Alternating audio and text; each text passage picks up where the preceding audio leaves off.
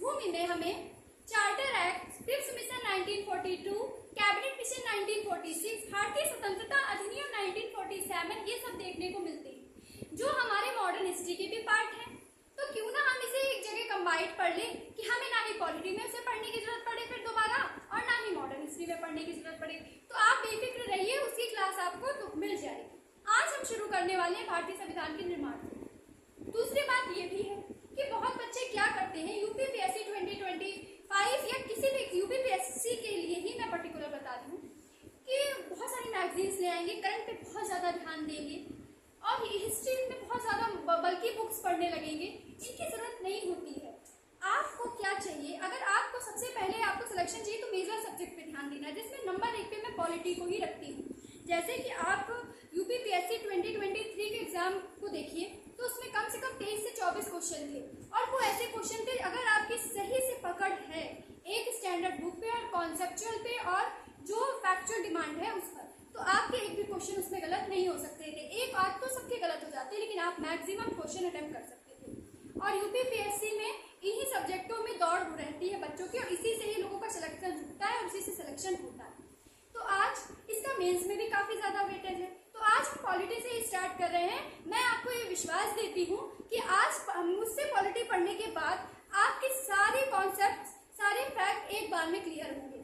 फिर इसके बाद मैं इन टॉपिक को क्लियर करने के बाद उसी टॉपिक को मैं घटना चक्र से पढ़ाऊंगी। देन फिर हम लोग लक्ष्मीकांत भी पढ़ेंगे। आपको एक्स्ट्रा एफर्ट खुद से करने की कोई जरूरत नहीं है। तो चलिए हम शुरू करते हैं। हमें भारतीय संविधान के निर्माण के पढ़ने से पहले संविधान को जानना बहुत जरूरी है।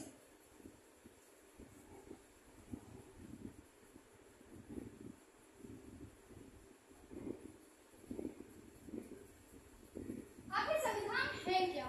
तो अगर हम इसमें 3 तत्वों का समावेशन करें, जैसे राज्य शब्द,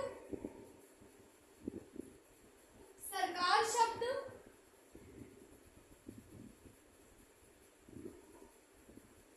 और नागरिक शब्द,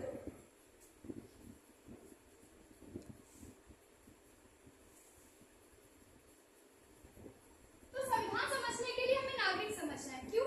देखिए, हमें कुछ भारतीय नागरिक होने के नाते हमें कुछ दायित्व प्रदान किए गए हैं, कुछ कर्तव्य हैं जो हमें पूर्ण करने हैं, जिसे हम मूल कर्तव्य या फंडामेंटल ड्यूटीज के नाम से जानते हैं। तो वो तो नागरिकों के लिए ही है ना।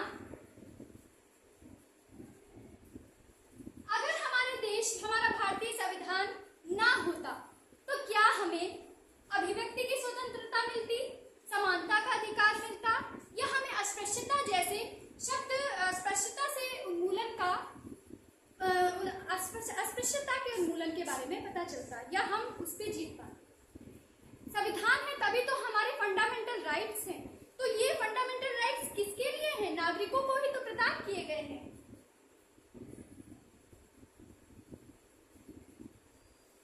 अब सरकार क्या होती है? अब हमारा भारत बहुत बड़ा देश है, विशाल देश है, संप्रभु भी है, स्वतंत्र भी है। अब इस देश को चलाने के लिए शासन व्यवस्था की भी तो जरूरत है। तो हमारे शासन को 3 स्तरीय विकेंद्रीकरण किया। इसका केंद्रीकरण नहीं है, ये हमारी जो शासन व्यवस्था है, ठीक है, ये 3 स्तरीय भाग में बटी हुई है। पहली केंद्र, दूसरी राज्य, तीसरी हमें पंचायतों के रूप में त्रिस्तरीय देखने को मिलती है। उसे संविधान संशोधन के द्वारा बाद में जोड़ा गया। मैं उसके बारे में आपको बाद में क्लियर करूंगी। अभी यहाँ पे हम पहले केंद्र और राज्य के बारे में समझ लेते। केंद्र की जो विधायिका है, जो हमारे केंद्र में रह के हमारे लिए शासन विधि का निर्माण करती है, तो उसे हम संसद के नाम से जानते हैं।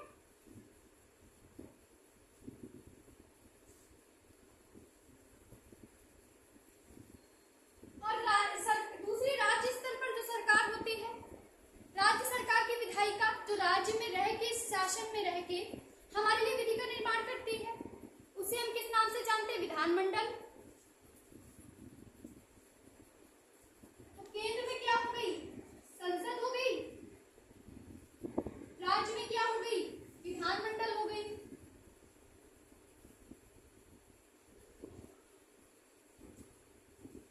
अब विधानमंडल भी 2 स्तरीय सरकार है और संसद में 2 स्तरीय सरकार है। संसद में हमें 2 स्तर कौन से? लोकसभा और राज्यसभा। विधानमंडल में हमें विधानसभा और विधान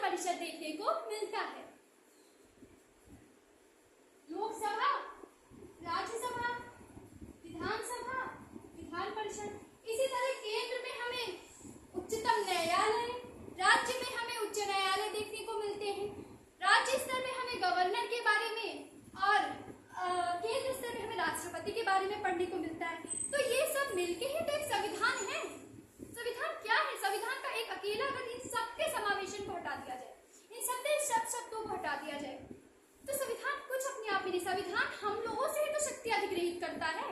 ये प्रस्तावना में ऑलरेडी मेंशन है, हम जब प्रस्तावना पढ़ेंगे तब उसके बारे में बात करेंगे।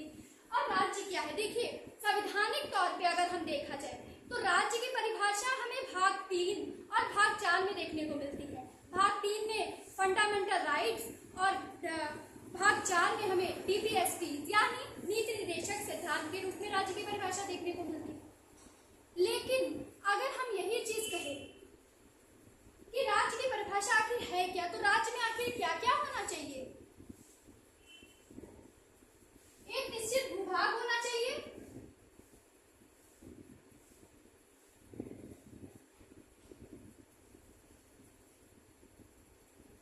उस निश्चित भूभाग पे रहने के लिए जनसंख्या होनी चाहिए,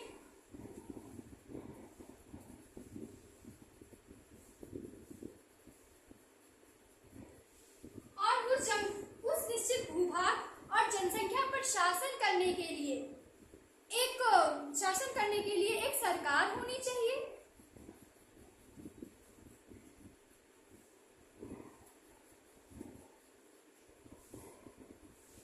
अगर मान लीजिए आपके पास निश्चित भूभाग भी है, जनसंख्या भी है और चलाने के लिए शासन सरकार भी है, लेकिन उसके ऊपर भी कोई अन्य शक्ति है, यानी हम किसी पे निर्भर हैं, तो भी क्या फायदा भाई? हमें संप्रभु स्वतंत्र होना आवश्यक है, तभी तो हम अपने आंतरिक और बाह्य निर्णय ले पाएंगे।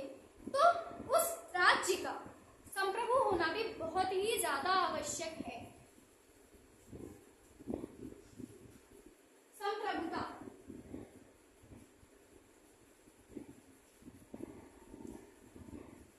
तो यही सब मिलके अब इस तरह से बहुत से अलग आयोग बनाए गए, संवैधानिक आयोग, गैर संवैधानिक आयोग और बहुत सी अन्य चीजें हमें देखने को मिलती हैं। तो वो एक पार्ट वाइज जब जैसे जैसे आएगा हम सब क्लियर करते जाएंगे। तो अगर संविधान आपको मेंस में लिखने को आ जाता है कि संविधान क्या है, इसे परिभाषित कीजिए, तो आप क्या नहीं लिख सकते हैं? राज्य के बारे में बता दीजिए, सरकार के बारे में बता दीजिए, नागरिकों को क्या क्या प्रदान है उसके बारे में बता दीजिए, तो आपके 200 से 250 शब्द आराम से लिख जाएंगे। अब हम चलते हैं नेक्स्ट। अब हमने संविधान को समझ लिया,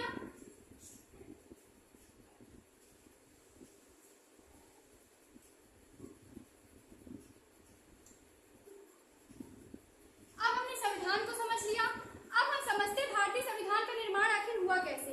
तो क्या हम आपसे अगर ये पूछे कि भारतीय संविधान का निर्माण किसने किया बताइए, तो क्या आप बता लेंगे? कहेंगे अरे ये कैसे? भारतीय संविधान तो हमारा कई लोगों ने मिलकर बनाया है, कई हमारे संवैधानिक सलाहकार अलग थे, हमारे उपाध्यक्ष अलग थे, हमारे अध्यक्ष अलग थे और बहुत अलग अलग ऐसे हमें देखने को मिलते हैं मंत्री। तो वो सब आखिर मिलके क्या कहलाते थे? आखिर क्या थी वो चीज जो संविधान के निर्माण के रूप में भूमिका निभाई? तो संविधान सभा, अब हमें संविधान सभा के बारे में पढ़ना है।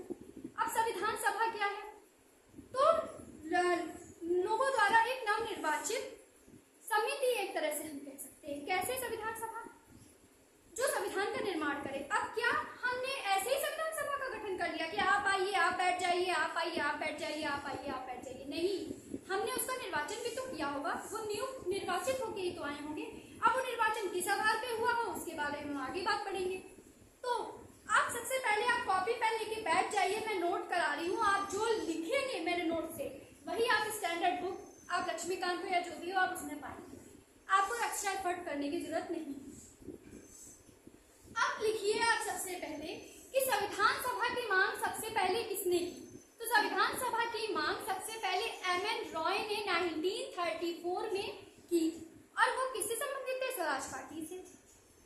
दूसरा, अगर हमें पहली बार तो उन्होंने कर ली भाई, दूसरी बार भी तब कोई इतना ज्यादा गौर नहीं किया गया, लेकिन उसी चीज को दोहराते हुए भारतीय राष्ट्रीय कांग्रेस ने 1935 में संविधान सभा की मांग की। फिर इसके बाद 1938 में पंडित जवाहरलाल नेहरू जी के द्वारा भी ये कहा गया कि हमारी भारतीय संविधान सभा का चुनाव जो है, जो लोगों का चुनाव है, वो सार्वभौमिक वयस्क मताधिकार के आधार पर होना चाहिए। तो ये सार्वभौमिक वयस्क मताधिकार क्या है, इसके बारे में भी हम आगे समझेंगे। आप अभी बस इतना नोट कर लीजिए, सारी चीजें आपको क्लियर होती चली जाएंगी, थोड़ा पेशेंस रखना होगा। अब आपने ये लिख लिया और फिर बाद में इसे ब्रिटेन द्वारा सैद्धांतिक रूप से स्वीकार किया गया। किसको?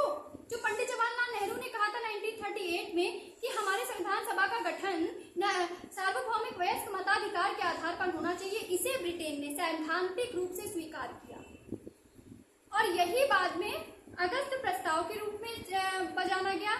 ठीक है, अब बात करते हैं, अब क्रिप्स मिशन आया 1942 में, तो आप लिखिए क्रिप्स मिशन 1942 आगमन, जिससे आप समझ जाएंगे।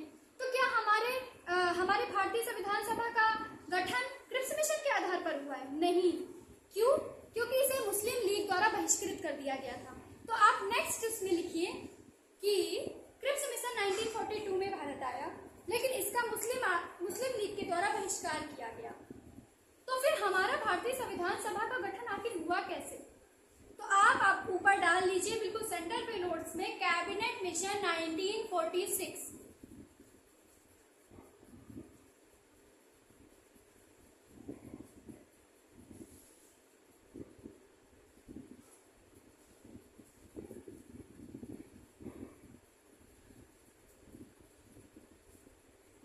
इसके आधार पर तो भारतीय संविधान सभा का गठन लिखिए, भारतीय संविधान सभा का गठन कैबिनेट मिशन 1946 के द्वारा हुआ। इसमें टोटल कितनी सीटें थी? 389 सीटें थी। टोटल कितनी सीटें थी? 389 सीटें, जिसमें से 296 सीटें ब्रिटिश प्रांत से थी।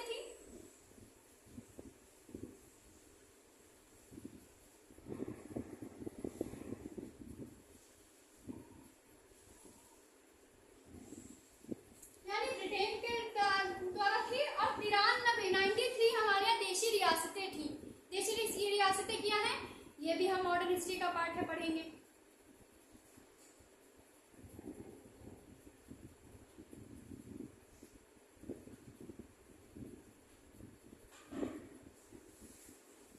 देशी रियासतें, तो हमारे देशी रियासतें कितनी थी? 93 थी।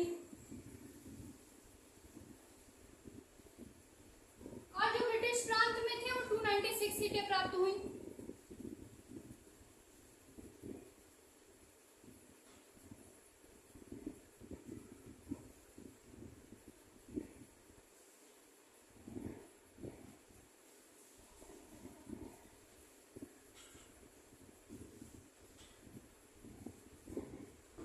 देखिए ब्रिटिश प्रांत को भी हम दो भागों में बांट रहे हैं। अभी तक हमने उतना लिख लिया, उसके आगे का है।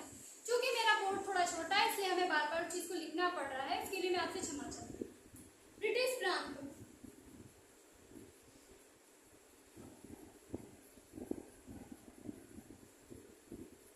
अब इसमें भी दो भाग किए गए। कैसे? पहला एक ब्रिटिश प्रांत, दूसरा मुख्य आयुक्त।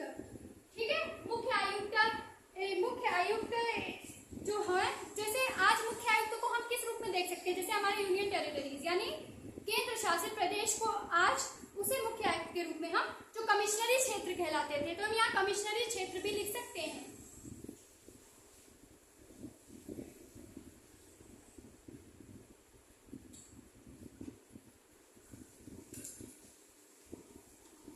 कमिश्नरी क्षेत्र ये थे ब्रिटिश प्रांत।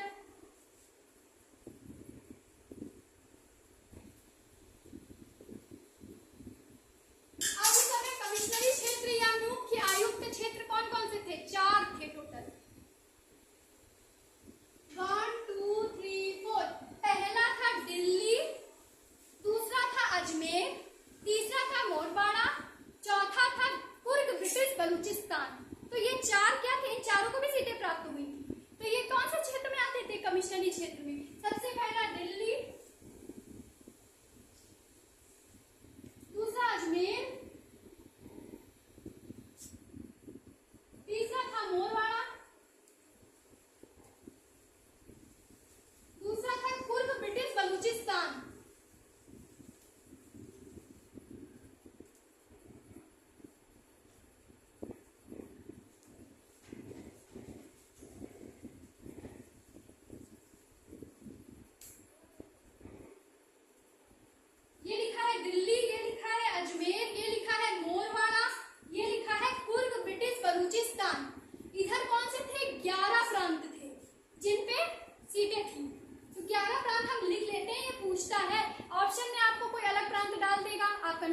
जाओगे उसको एलिमिनेट करने के लिए। तो हमें 11 प्रांत as a UPPSC 2025 as a civil services में जाने के लिए इसके बारे में पता होना आवश्यक है।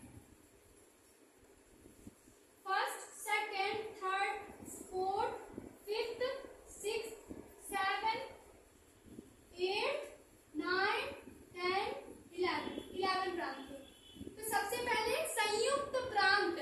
आज हमारा उत्तर प्रदेश जो है ना, उसे ही हम पहले संयुक्त प्रांत के नाम से जानते थे। आज जो हम मध्य प्रदेश पढ़ते हैं ना, उसे हम मध्य प्रांत के नाम से जानते हैं। जो हम पहले तमिलनाडु के रूप में जानते हैं वो हम मद्रास के नाम से जानते थे, ठीक है। और जो बम्बई था आज का मुंबई, ठीक है। और जो है हम उनके बारे में मेंशन कर रहे हैं। संयुक्त प्रांत,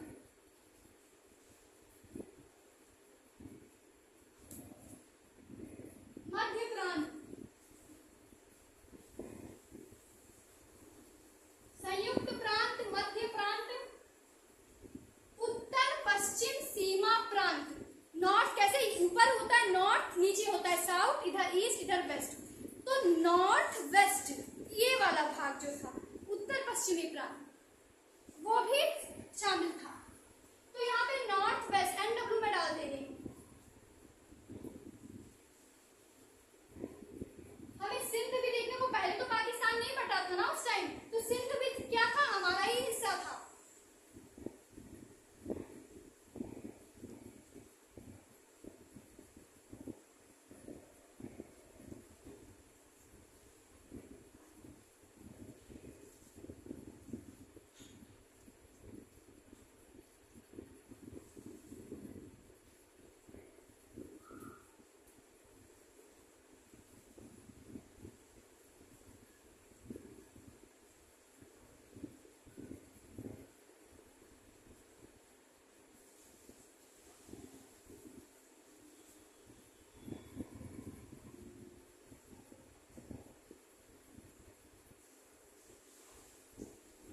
मैं रिपीट कर देती हूँ। संयुक्त प्रांत, मध्य प्रांत, उत्तर पश्चिम सीमा प्रांत, सिंध, बम्बई, गोवा, मद्रास, असम, बम्बई, पंजाब, बिहार, ये 11 प्रांत थे, ठीक है। और इन्हीं पे ये सीटें हुई थी। अब अगर हम कहें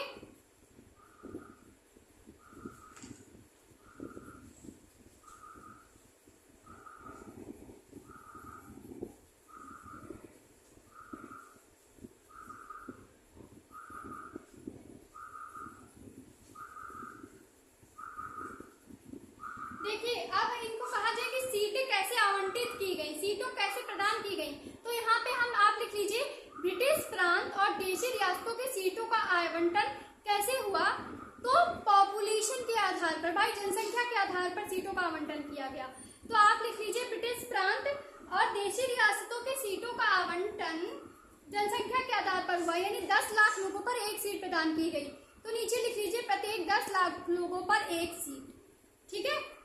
अब इसका ये कैसे किया गया इनका निर्माण, तो प्रांतीय व्यवस्थापिका द्वारा, ठीक है। तो आप प्रांतीय व्यवस्थापिका क्या है इसको हम समझेंगे। प्रांतीय व्यवस्थापिका के द्वारा इनको सीटों का आवंटन किया गया, ठीक है। इनमें चुनाव किए गए प्रांत, ठीक है। अब इसमें कहा जाए कौन शामिल था, तो सभी धर्मों के लोग शामिल थे, जैसे हिंदू, मुस्लिम, सिख, ईसाई, पारसी, एंग्लो इंडियंस तक शामिल थे। तो आप एक चीजें शामिल वर्ग इस तरह आप डाल सकते हैं। तो क्या हिंदू, मुस्लिम, सिख, ईसाई, पारसी, ठीक है, क्रिश्चियन जो थे, ईसाई बोल दिया मैंने, ठीक है, और एंग्लो इंडियन शामिल थे। सभी महिलाएं भी इसमें शामिल थी और भी अन्य वर्ग शामिल थे। तो ये चीज तो आपको पता है भाई सब शामिल, लेकिन ये पूछेगा कौन नहीं शामिल था। तो आप लिख लीजिए शामिल नहीं, तो आप समझ जाएंगे कौन नहीं शामिल था इस संविधान सभा में। तो आपको बहुत ज्यादा क्या अचंभा होगा कि हमारे महात्मा गांधी जी इसमें शामिल नहीं थे और मोहम्मद अली जिन्ना, ये तो ऐसे थे प्रमुख जो इस संविधान सभा में भाग नहीं लिया या संविधान सभा के सदस्य नहीं थे या शामिल नहीं थे, ठीक है। अब हमसे पूछा जाए कि भाई ब्रिटिश प्रांत पे तो हमें समझ में आ गया कि प्रांतीय व्यवस्थापिका द्वारा निर्वाचन हुआ। देशी रियासतों में कैसे निर्वाचन हुआ, तो देशी रियासतों में निर्वाचन हुआ मनोनयन द्वारा। मनोनयन होता है कि एक हम भाई प्रमुख है, मान लो हमने सबको मनोनीत कर लिया कि हाँ इन्हें होना चाहिए, इन्हें होना चाहिए, ठीक है। तो वो मनोनीत के रूप में आ जाती हैं। ठीक है, अब मनोनीत हुए तो मनोनीत होने के आधार पर देशी रियासतों में सीटों का आवंटन। ठीक है, अब ये चीज बार बार ऑप्शन में लिख के आती है कि हमारी संविधान सभा आंशिक निर्वाचित और आंशिक मनोनीत थी, तो ये ऑप्शन सही है? तो हाँ, बिल्कुल सही है। तो आप इसको लिख लीजिए कि जो हमारी भारतीय संविधान सभा थी वो आंशिक निर्वाचित और आंशिक मनोनीत। ठीक है, अब इसमें भी जो ब्रिटिश प्रांत थे, भाई देशी रियासतें तो बाद में शामिल नहीं होती हैं, इसके बारे में अभी हम पढ़ ही रहे हैं आगे जाके, लेकिन ब्रिटिश प्रांत में भी 3 वर्ग में थे। कैसे? सीटों का मैं बता रही हूँ। मान लो प्रांतीय व्यवस्थापिका, जो हमारी प्रांतीय व्यवस्थापिका थी है ना, उसके द्वारा मान लो हमारा हो गया चुनाव। अब हमारा चुनाव होने के बाद प्रांतीय ब्रिटिश में जो ब्रिटिश प्रांत थे उनको सीटें किस रूप में प्राप्त हुई? तो 3 प्रकार में प्राप्त हुई। ब्रिटिश प्रांत फर्स्ट, सेकंड, थर्ड। इसमें भारतीय राष्ट्रीय कांग्रेस शामिल थी, मुस्लिम लीग शामिल थे और अन्य छोटे या निर्दलीय सदस्य पार्टियां। भाई हमारे यहाँ भी चुनाव होता है तो निर्दलीय लोग जुड़ते हैं कि नहीं जुड़ते हैं? तो वैसे आज से पहले भी जब संविधान सभा का गठन हो रहा था तब भी ये चीज थी। तो सबसे पहले यहाँ पे भारतीय राष्ट्रीय कांग्रेस को कितनी सीटें मिली, मुस्लिम लीग को कितनी सीटें मिली और अन्य छोटे या निर्दलीय सदस्यों को कितनी, पार्टियों को कितनी सीटें मिली, इसके बारे में हम पढ़ते हैं।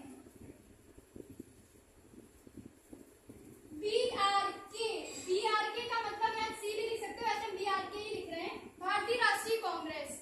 मुस्लिम लीग के लिए मैं एमएल लिख रही हूँ। ठीक है, आपको एमएल नहीं लिखना है, आपको मुस्लिम लीग ही पढ़ना है, ये याद रखिएगा। मुस्लिम लीग मैं लिख दे रही हूँ।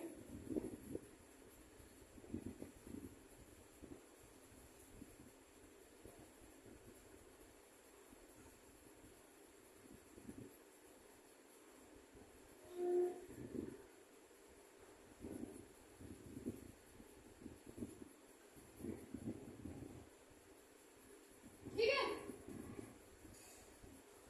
208 सीटें। 208 सीटें किसको मिली थी? भारतीय राष्ट्रीय कांग्रेस को। 73 सीटें मुस्लिम लीग ले गए थे और 15 सीटें ये थी। अब इसमें 8-7 का वर्ग होता है, इतना आपको जानने की जरूरत नहीं है। ठीक है, अब आगे आपको ये चीज, अगर आपको इसमें जानना भी हो तो 8 निर्दलीय थी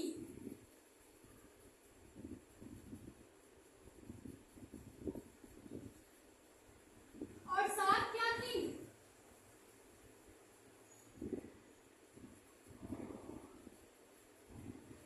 छोटी पार्टियां थी। ठीक है, तो अब हम पार्टियों के बारे में समझ में आ गया। अब सबसे पहले एक चीज हमें यहाँ क्लियर कर लेनी है कि हमारा जो भारतीय संविधान सभा का जो निर्वाचन है वो प्रत्यक्ष रूप से हुआ था तो नहीं, या अप्रत्यक्ष रूप से हुआ था। यहाँ पे आपको बस इतना जान लेना है कि अप्रत्यक्ष रूप से हुआ था, प्रत्यक्ष रूप से नहीं हुआ था। प्रत्यक्ष क्या है इसके बारे में हम जानेंगे। ठीक है, अप्रत्यक्ष का मतलब होता है कि वही सार्वभौमिक सेवा इसका मताधिकार, मतलब जैसे हम लोगों को वोट का अधिकार है, हम लोग गए और तब चुनाव हुआ तब हुआ, वैसे नहीं हुआ। कुछ ही लोगों का जैसे हमारे आज राष्ट्रपति का चुनाव हम देखते हैं, उसी आधार पे उस समय संविधान सभा का चुनाव हो गया था, तो अप्रत्यक्ष रूप से हुआ था। ठीक है, और अगर ऑप्शन में देता जरूर है, बहुत से क्वेश्चन है आप घटना चक्र में देखने को पाएंगे कि प्रत्यक्ष रूप से हुआ था, तो नहीं, अप्रत्यक्ष रूप से हमारा हुआ था। और क्या सार्वभौमिक मताधिकार पे हुआ था? नहीं, सीमित मताधिकार। सीमित मताधिकार का अर्थ क्या होता है?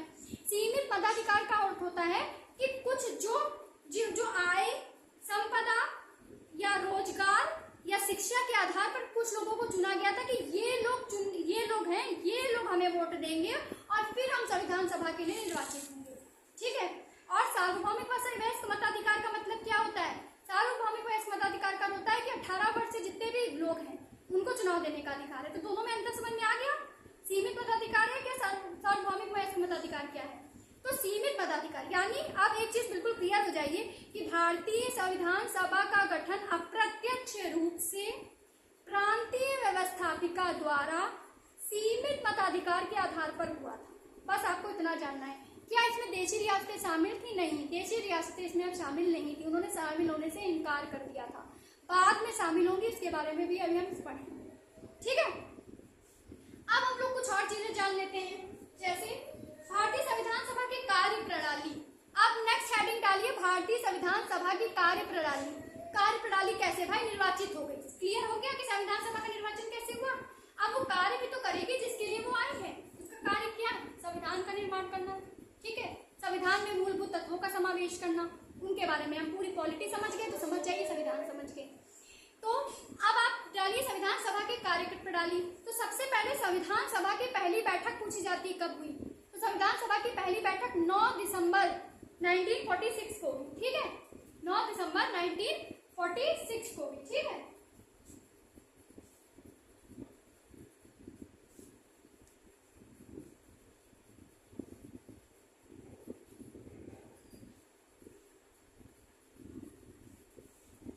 संविधान सभा की पहली बैठक।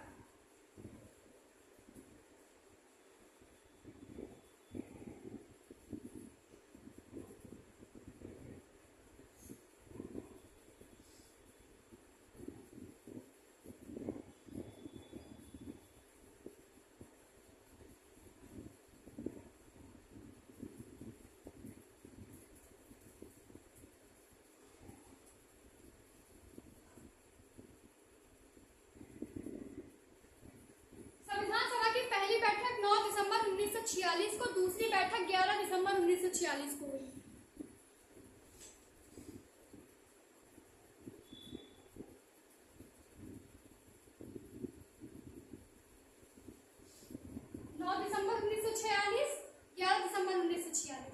पहली बैठक हुई, उसमें हुआ क्या क्या? तो आपसे पूछा जाता है कि सबसे पहले पाकिस्तान की मांग संविधान सभा की किस बैठक में हुई? तो आप लिखेंगे पहली बैठक। तो पहली बैठक में आपने सन डाल दिया, डेट डाल ली। अब आप डालिए संविधान सभा की पहली बैठक में हुआ क्या क्या। तो सबसे पहले लिखिए कि मुस्लिम लीग ने इस बैठक में शामिल होने से इनकार किया या बहिष्कार किया इस बैठक का, और पाकिस्तान की मांग की। ठीक है, और इसी में ही अस्थाई, मैं स्थाई नहीं बोल रही हूँ, अस्थाई का मतलब होता है जो कुछ कम समय के लिए ही नियुक्त होते हैं। तो अस्थाई तौर पे अध्यक्ष कौन बनाए गए? सच्चिदानंद सिन्हा। ठीक है, यहाँ पे आप लिख लीजिए पहली बैठक में सच्चिदानंद सिन्हा अध्यक्ष। फिर बाद में जब दूसरी बैठक हुई तो दूसरी बैठक में क्या हुआ? हमें स्थायी अध्यक्ष प्राप्त हुए। कौन थे हमारे स्थायी अध्यक्ष?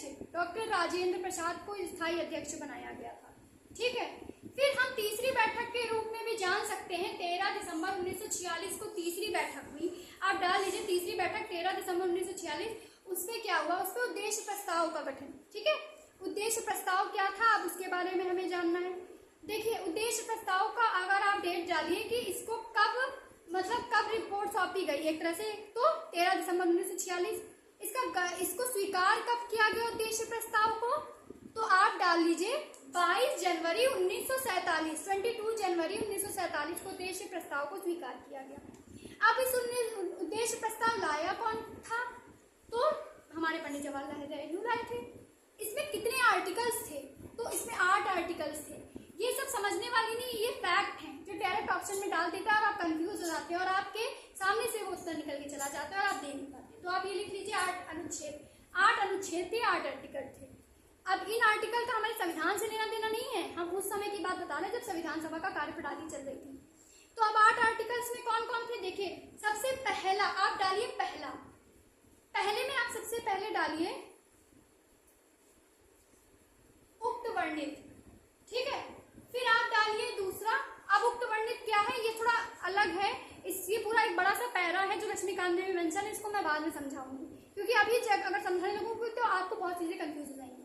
तो आप पहला ऑप्शन डाल लीजिए, पहला आर्टिकल डाल लीजिए उक्त वर्णित। अब उक्त वर्णित में क्या है मैं बताऊंगी। दूसरा आप डालिए हमारा भारत संप्रभु व स्वतंत्र होगा। हमारा भारत देश स्वतंत्र व संप्रभु राज्य है या देश है, ठीक है, या गणराज्य है। तीसरा डालिए प्रस्तावना। अब प्रस्तावना डाल देंगे आप समझ जाएंगे, जो प्रस्तावना में चीजें दी गई हैं वही आज दी गई थी। जो 42वें संविधान संशोधन 1976 में जो शब्द जोड़े गए उनको छोड़ के जितना भी प्रस्तावना में लिखा था वो सब उद्देश्य प्रस्ताव से ही लिया गया है। ठीक है, तो आप प्रस्तावना डाल लीजिए, आप समझ जाएंगे। तीसरा तो आप लिख देंगे जवाबकार उद्देश्य प्रस्ताव के बारे में आप क्या समझते हैं। ये मेंस का टॉपिक ज्यादा है, इसे प्री में नहीं बनाता कि इस आर्टिकल्स में क्या है, ये मेंस में पूछ सकता है। पहला दूसरा तीसरा हो गया। फिर संविधान की जो शक्ति है वो किस जनता हमारी है, ठीक है। फिर चौथा हो गया। पांचवें रूप में आप क्या सीख सकते हैं, हमारे जो SC STs हैं, जो हमारे अल्पसंख्यक हैं, उनकी रक्षा, ठीक है, उनके हितों की रक्षा के बारे में बात की गई है। छठे में हमें क्या बताया गया है, जो हमारे थल सेना, वायु सेना और जल सेना के बारे में, कि उनकी रक्षा के बारे में बात की गई है, ठीक है। फिर हमारा आठवें रूप में अगर हम देखें तो आठवें रूप में हमें देखने को मिलता है कि हमारे जो हमारे मानव कल्याण होना चाहिए, ठीक है। भारत जो है, भारत एक विश्व गुरु के नाम है, तो भारत पहले भी विश्व गुरु था, तो भारत को विश्व भूमि में उसका स्थान दिलाना, ये भी लिखा हुआ था, ठीक है। और संप्रभुता किसके हाथ में, जनता है के हाथ में, ये भी आप समझ गए हैं। तो आपको समझ में आ गया कि आपको क्या क्या लिखना है। सबसे पहला उक्त वर्णित, दूसरा प्रस्तावना, तीसरा हमारा भारत देश संप्रभु व स्वतंत्र होगा, और भारत देश की जो शक्ति है वो लोगों से अधिग्रहित कर रहा है, तो लोग इससे संविधान से अधिग्रहित कर रहा है। फिर आपने पांचवा आपको लिखना है, जो SC STs हैं उनकी अल्पसंख्यकों की हितों की रक्षा के बारे में बात की गई है। फिर इसमें थल वायु सेना, थल वायु जल सेना की जो है की रक्षा के बारे में बात किया गया है। मानव कल्याण के बारे में बात किया गया है। भारत को विश्व भूमि में, भारत को विश्व में उसका स्थान दिलाने के बारे में बात की गई है। तो आप उद्देश्य प्रस्ताव के बारे में शायद समझ में आ गया होगा। आप बार बार पढ़ोगे तो आपको रिवाइज हो जाएगा। लिखित तौर पे आप अगर लेखन कला नहीं आता है तो आप लिख लेंगे, ठीक है। फिर इसके बाद हमें क्या देखने को मिलता है, नेक्स्ट भारतीय संविधान सभा द्वारा परिवर्तन कैसे हुआ। भारतीय संविधान में कुछ परिवर्तन भी तो होगा।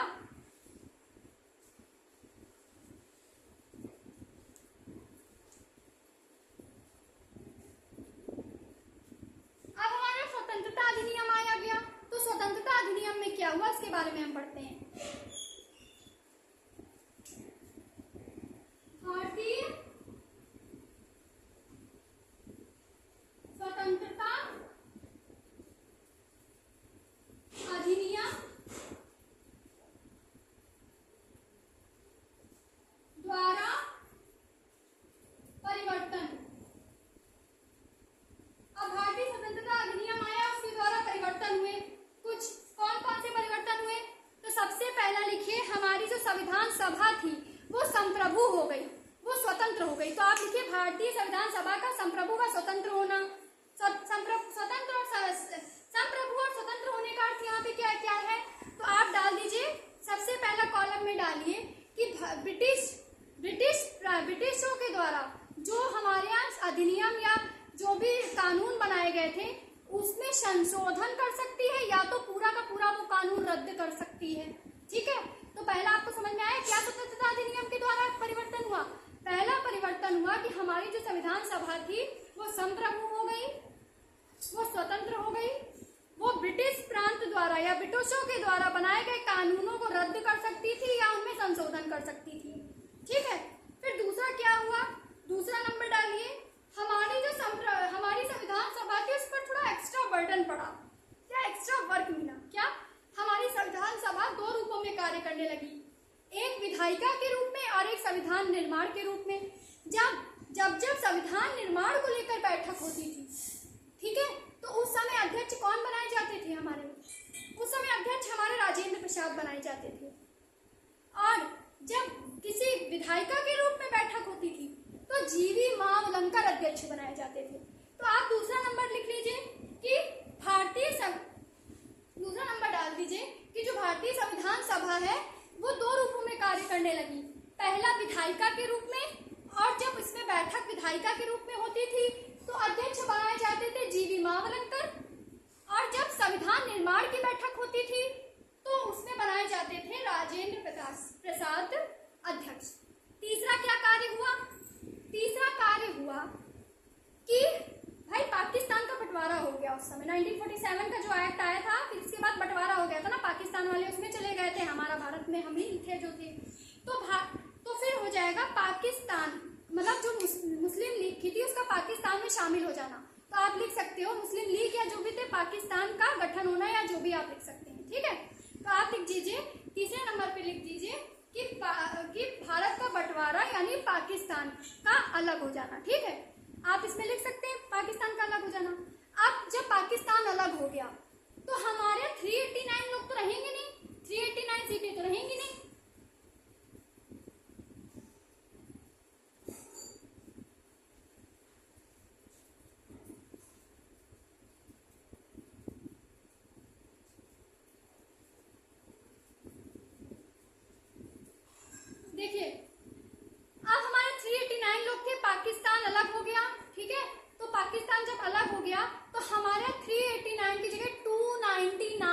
कस से बचे, ठीक है, क्योंकि कुछ तो उसमें मुस्लिम लीग भी थे ना जो संविधान सभा में बैठते थे, लेकिन जब पाकिस्तान अलग हो गया तो अब देखिए सबसे पहले अगर आपसे यहाँ पे ये क्वेश्चन पूछ लिया जाए, आप बताइए, उत्तर कमेंट सेक्शन में दीजिएगा कि संविधान सबसे पहले पाकिस्तान की मांग संविधान सभा की किस बैठक में थी और पाकिस्तान अलग कब हुआ, किस अधिनियम के द्वारा हुआ, तो आपके सामने क्लियर है, ठीक है। तो अब हमारे पास 389 सीटें थी, उसमें से कई लोग पाकिस्तान शामिल हो गए, तो अब हमारे पास 299 सीटें बची।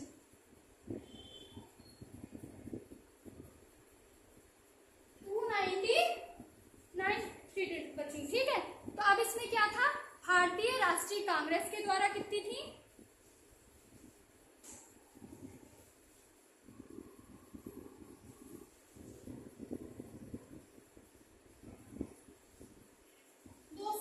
सीटें, ठीक है। और हमारे पास उस समय देशी रियासतों के बीच में कितनी थी,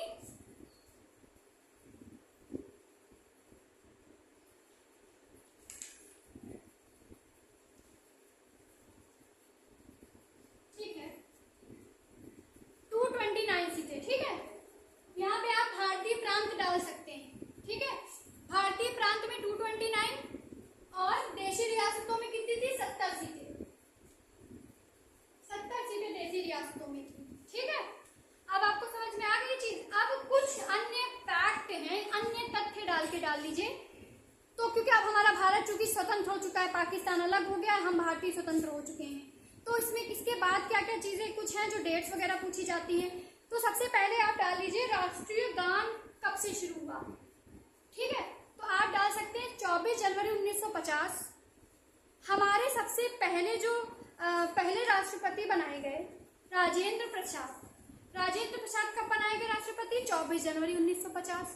हमारे राष्ट्रीय ध्वज को कब अपनाया गया, 22 जुलाई 1947 को अपनाया गया। हम भारतीय ब्रिटिश राष्ट्रमंडल में कब शामिल हुए, तो मई 1949 में शामिल हुए। कितने देशों का अवलोकन किया गया, कितने देशों से 60 के संविधान को शामिल किया गया, कुछ मूलभूत तत्व थे, 60 देशों का अवलोकन हुआ। कितनी बार बैठकें हुई, तो 14 बार बैठकें हुई, ठीक है। 14 बार बैठकें नहीं, क्षमा चाहती हूँ, आप 11 बैठकें लिखिए, ठीक है। और कितने प्रारूपों पर इस पे चर्चा हुई, तो 114, ठीक है। और कितना समय लगा हमें भाई संविधान का निर्माण करने के लिए, तो 2 साल 11 माह 18 दिन, ठीक है।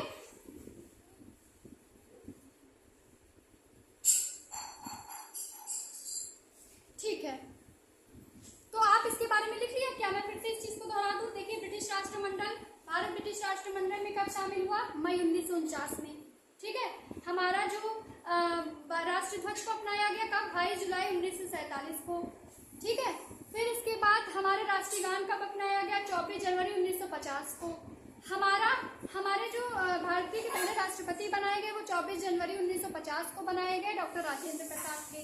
कितने देशों का अवलोकन करके संविधान का निर्माण किया गया, तो 60 देशों का बना के किया गया। कुल बैठकें इसमें क्या हुई, तो 11 हुई। प्रारूपों पर कितनी चर्चा हुई, 114 बार, ठीक है। और हमें समय कितना लगा, 2 साल 11 माह 18 दिन। अंतिम बैठक संविधान सभा की कब हुई, 24 जनवरी 1950 को। उस समय कितने लोगों ने हस्ताक्षर किए थे, 284 लोगों ने हस्ताक्षर किए। और हमारा जो संविधान था, संविधान कब लागू हो गया, तो देखिए पूर्ण रूप से तो 26 जनवरी 1949 को हुआ, 1950 को हुआ, लेकिन कुछ तत्व थे, जैसे कि ये चीज लिख लीजिए आप, नागरिकता, तदर्थ संसद, चुनाव, अस्थायी व परिवर्तनशील नियम जो थे वो 26 नवंबर 1949 को ही लागू कर दिए गए थे। बाकी का जितना संविधान था वो हमारा 26 जनवरी 1950 को लागू हुआ। अंतिम बैठक हमारी 24 जनवरी 1950 को हुई, ठीक है। और हमारी विधायिका, जो हमारी संसद थी, उसने विधायिका के रूप में कब तक चुनाव कब तक किया, विधायिका के रूप में कार्य 1951 से 52 तक का, ठीक है। इसके बाद फिर चुनाव हो जाता है, फिर हमारे राष्ट्रपति और सब बन के आते हैं, फिर हमारा आगे का कार्य होता है, ठीक है। अब हमें संविधान सभा के बारे में सारी बातें पता चल गई। अब इसमें कुछ मंत्री हैं कि कौन विधि कानून मंत्री बने, क्या पढ़े, तो मैं जब लक्ष्मीकांत पढ़ाऊंगी तो उसमें आपको सारी चीजें हाईलाइट कर दूंगी, आप उससे इसे पढ़ लीजिएगा, ठीक है। क्लासेस में आपको यही चीजें थी। अब आप एक चीज लिख लीजिए, अगर आपसे पूछा जाए कि संविधान सभा की आलोचनात्मक विवरण प्रस्तुत कीजिए, तो अब आलोचना का मतलब क्या होता है? एक तरह से बुराई, कि उनकी नकारात्मकता को बताना। तो क्या आप सब बुराई बता डालेंगे संविधान सभा की? ऐसा नहीं है।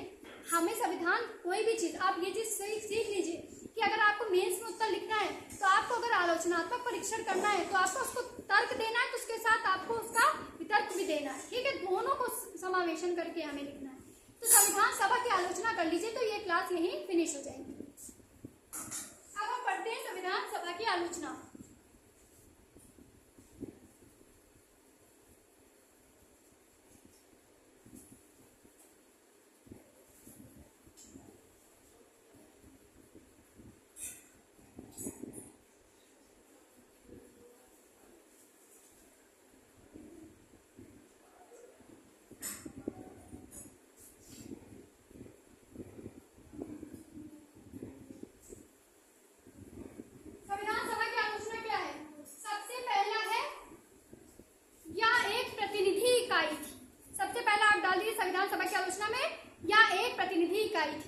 तो प्रतिनिधि इकाई का मतलब क्या है? अब आगे हेडिंग डाल के आप पहले समझिए दोनों का तर्क। हाँ, कह सकते हैं कि हमारी संविधान सभा प्रतिनिधि निकाय थी। इसका जो है इसका चुनाव जो है सार्वभौमिक वयस्क मताधिकार के आधार पर नहीं हुआ था। इसका चुनाव सीमित मताधिकार के आधार पर हुआ। तो यहाँ पे एक वितर्क में हम लिख सकते हैं कि यहाँ पे जो आय, संपदा, रोजगार, शिक्षित लोगों को बढ़ावा दिया गया और आम जनता जो थी उसको शामिल नहीं किया गया। तो ये तो एक नकारात्मक पक्ष जरूर था, लेकिन उस समय जब भारत आजादी के तौर पे था, तो उस समय हर कदम हमें बहुत ध्यान से रखने वाले थे। इसलिए संविधान सभा को हम प्रतिनिधि इकाई के रूप में देख सकते हैं। लेकिन क्या हमारी संविधान सभा ने किसी के साथ भेदभाव किया? नहीं। हमारे यहाँ SC STs को भी वही वरीयताएं दी गई जो हमें आज जनरल कैटेगरी को देखने को मिलती है, जो सामान्य वर्ग में आते हैं। हमें फंडामेंटल राइट्स दिए गए, हमें फंडामेंटल ड्यूटीज दी गई। केंद्र को पूरा एकात्मक शासन व्यवस्था दी गई। हमारी सत्ता को, सरकार को बांटा गया, शक्ति को।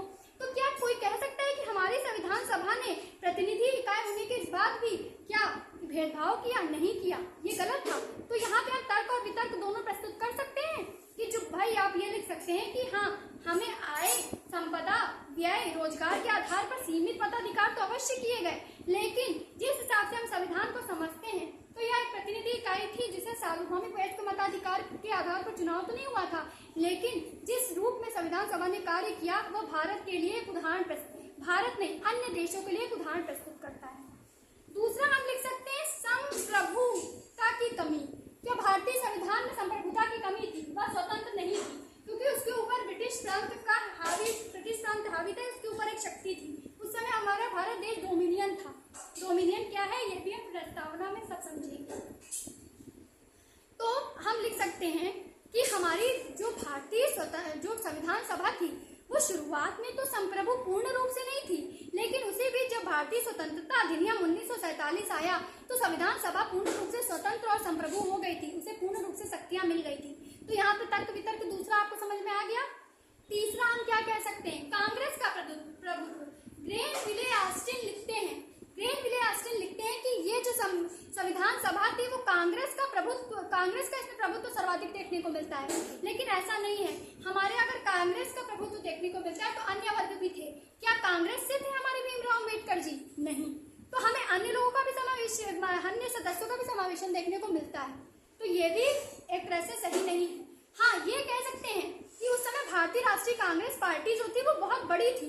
उस समय सबसे ज्यादा हाईलाइट कह सकते हैं या उजागर रूप में जो थी वो एक मात्र बड़ी पार्टी वही थी। तो हाँ, उसका रोल तो वहाँ ज्यादा हो सकता है, लेकिन अगर यहाँ पे ये कहें कि हम केवल इसी के आधार पर संविधान सभा का गठन हुआ, यही इस पार्टी सर्वे सर्वा थी, तो यह तथाकथित रूप से गलत है।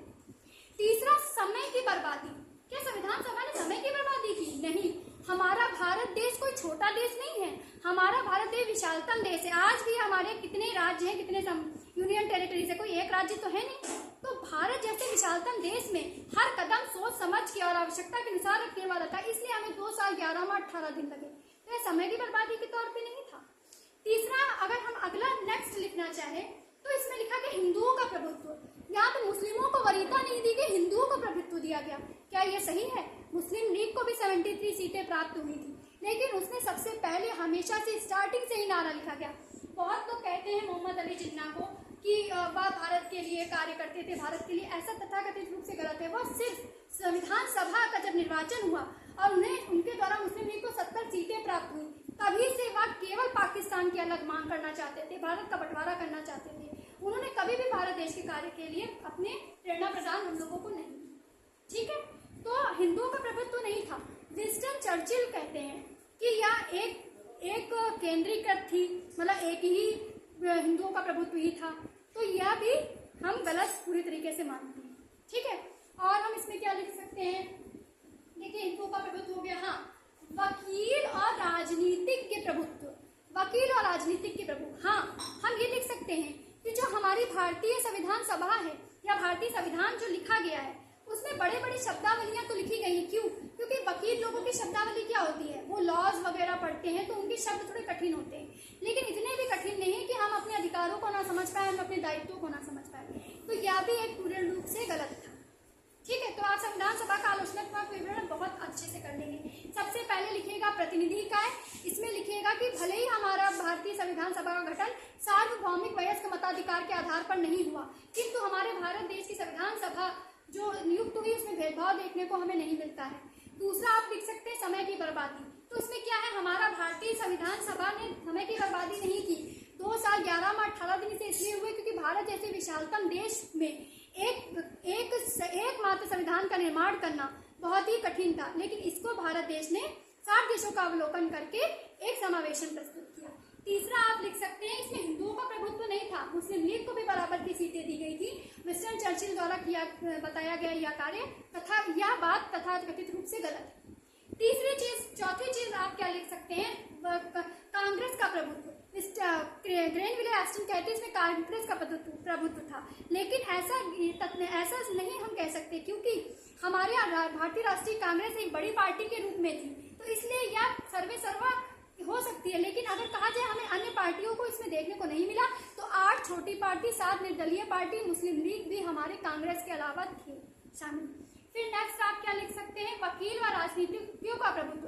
तो देखिए, वकील जो होते हैं वो लॉ पढ़ के आते हैं, तो लॉ की शिक्षा होने के बावजूद उनकी शब्दावली कठिन तो हो सकती है, लेकिन हमारे फंडामेंटल राइट, फंडामेंटल ड्यूटीज जो है वह इतने भी कठिन नहीं कि जो हम समझ ना पाए। तो यह हमारी संविधान सभा का आलोचनात्मक विवरण हो गया। अब आप नेक्स्ट क्या लिख सकते हैं, आप एक है समितियां। अब कई समितियां हैं, उन समितियों के अध्यक्ष हैं, इसके बारे में हम लक्ष्मीकांत में पढ़ेंगे। आप बस एक समझ लीजिए, प्रारूप समिति। ठीक है, फिर इसके बाद ये संविधान सभा का निर्माण आपका खत्म हो जाएगा। तो आप सबसे पहले डालिए प्रारूप समिति।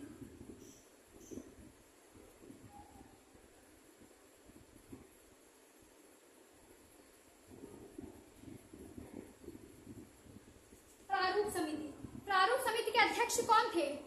भीमराव अंबेडकर सर थे। इसको कब जो प्रारूप समिति थी इसका गठन कब किया गया था? तो 29 अगस्त 1947 को किया गया था। पहली बार इस प्रारूप रिपोर्ट कब सौंपी गई थी? फरवरी 1948। फिर दूसरी कब की गई थी? तो फरवरी 1948 और दिसंबर 1948 को दूसरी रिपोर्ट सौंपी गई।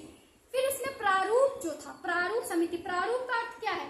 हमें संविधान में क्या कार्य करना है, क्या हमारे लिए सही है, उन सबका एक समावेश करना प्रारूप समिति कहलाता है। ठीक है, तो प्रारूप समिति के में सबसे पहले प्रारूप पर विचार कब किया गया? तो ये चीजें आप लिख लीजिए।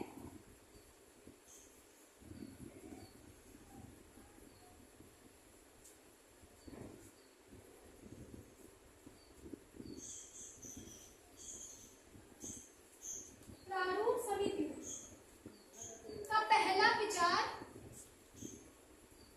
आप लिख सकते हैं, अंतिम प्रारूप का पेश किया गया। आप लिखिए, अंतिम प्रारूप का पेश किया गया। तो आप एक डेट डाल लीजिए 4, एक डाल लीजिएगा 14, एक डाल लीजिए 15।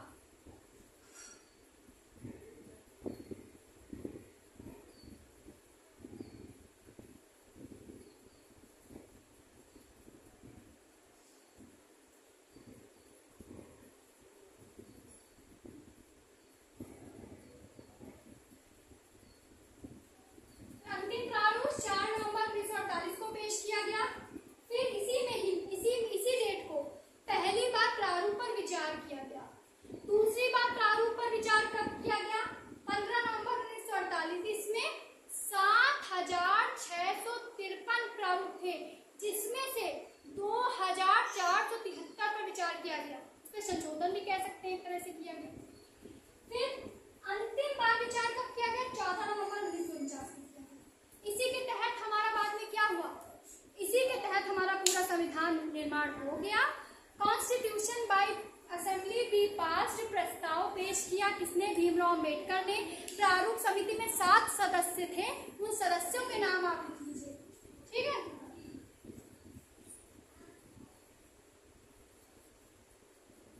प्रारूप समिति में 7 सदस्य थे।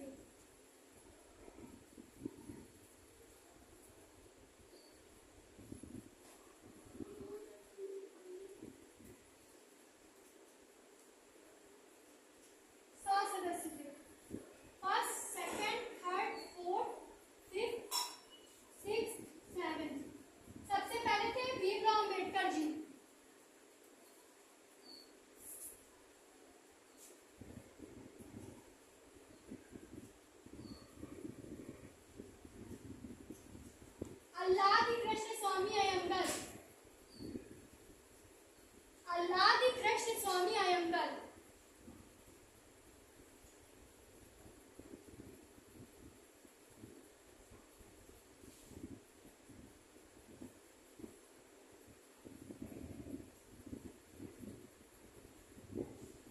के.एम. मुंशी,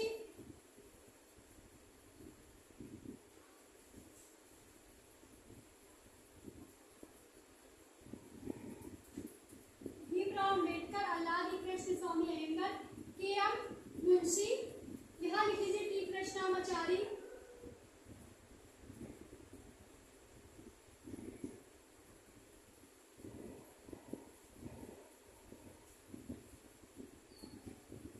एन माधवराव,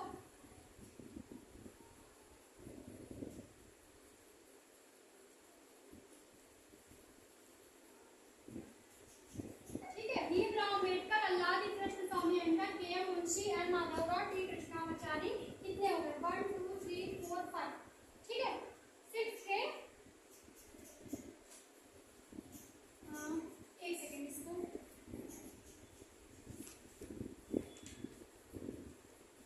हाँ, एन गोपाल स्वामी अयंगर,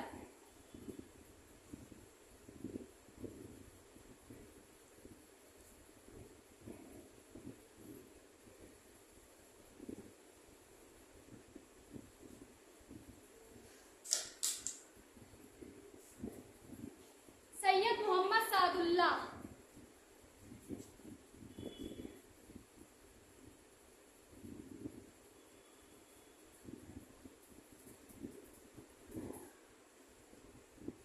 कौन कौन से थे? Bhimrao Ambedkar, Alladi Krishnaswami Ayyangar, K M. Munshi, N Gopal Swami Iyengar, Syed Ahmad Sadullah, N Madhavrao, T Krishnamachari, ठीक है। अब यहाँ पे ये सदस्य थे। तो जितना टॉपिक हमने संविधान निर्माण को लेके पढ़ा है, इसके बाद अब हम घटना चक्र सॉल्व करेंगे और फिर इसके बाद उसको लक्ष्मीकांत से भी पढ़ेंगे। तो कुछ चीजें जो छूटी हैं वो आपकी बुक से पूरी हो जाएंगी। तो मिलते हैं नेक्स्ट क्लास में। धन्यवाद।